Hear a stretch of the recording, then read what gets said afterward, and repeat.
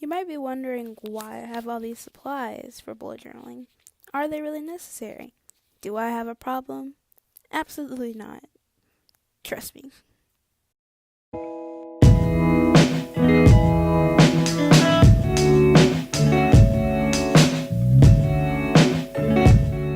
Hi you guys, it's Destiny back with another bullet journaling video. If you haven't checked out my flip through from 2018, be sure to check that out. Today I'm going to be going through the supplies that I use to create my bullet journaling spreads. If you're new to bullet journaling and you're not sure what supplies to pick up, I have some suggestions for you. So, for starters, you do need a bullet journal. And the bullet journal is useful because it has dots instead of lines so they won't distract your work. This journal I purchased from Michael's and it's only $5, which is a really good steal. Other supplies you might need are a ruler, a circle tracer, and of course the traditional pencil, eraser, and pen. But if you want to spice up your journaling experience, add in some color. Since you are using pens and you might make a mistake, I use this whiteout roller and it's really helpful for mistakes. This white Signo Uniball pen is also a great mistake fixer and it's really pigmented and I highly recommend this pen.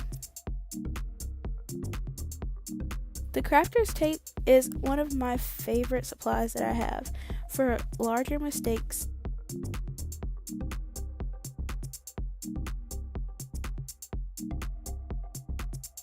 For hand lettering, I love to use the Tombow dual-ended brush pens.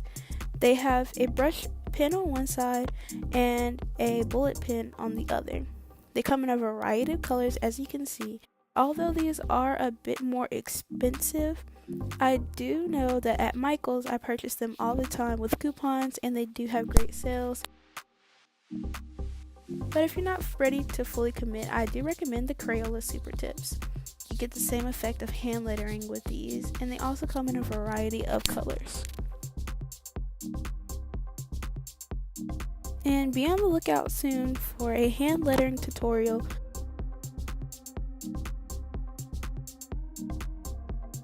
Another recommendation are the Zebra Outliners. These are highlighters that aren't like your traditional fluorescent highlighters, and they add a really nice effect for those who don't want bold colors in their bullet journal.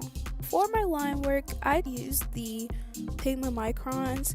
They're a great fine point option and they come in a variety of sizes. Another great option are the Stabilo .88 pens.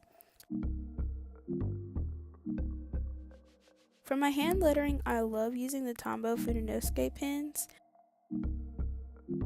But however, the color ones are hard to get your hands on, so the Sign pen by Pentel are another great option. They complete the same effect, cheaper version, just another option for you all out there.